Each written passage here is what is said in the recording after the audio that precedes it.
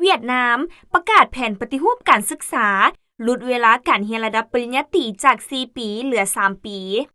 สำนักข่าว VN Express เวียดนามรายงานวันที่ 13 พฤษภาคม 2025 ว่ามหาวิทยาลัยแห่งชาติเวียดนามฮานอยประกาศแผนปฏิรูปการศึกษาครั้งสำคัญโดยจะปรับลดระยะเวลาการเรียนระดับปริญญาตรี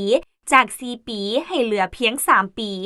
และสำหรับนักศึกษาที่มีผลการเรียนดีเด่นสามารถสำเร็จการศึกษาได้ภายใน 2 ปีกับ 5 เดือน โดยจะเพิ่มจำนวนภาคการศึกษาต่อปี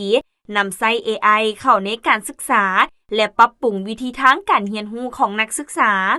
โครงการหลักสูตรใหม่นี้จะแบ่งปีการศึกษาออกเป็น 3 ระยะเพื่อให้นักศึกษาสามารถปรับแผนการเรียนให้เหมาะสมกับตนเองและสามารถเล็งหรือพรการเรียนตามความสามารถและความต้องการของแต่ละบุคคลสำหรับนักศึกษาที่มีศักยภาพสูงโครงการนี้ยังเปิดโอกาสให้สามารถเรียนต่อระดับปริญญาเอกได้โดยที่บ่ต้องจบปริญญาโท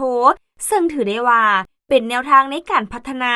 และส่งเสริมบุคลากรด้านการวิจัยและวิชาการในระดับสากลโครงการหลักสูตรใหม่นี้จะเน้นใส่การสอนภาษาอังกฤษเป็นหลักโดยเฉพาะในด้านวิชาชีพและการค้นคว้าเพื่อเกี่ยมความพร้อมให้นักศึกษาที่สามารถเฮ็ดเวียกร่วมกับสากลได้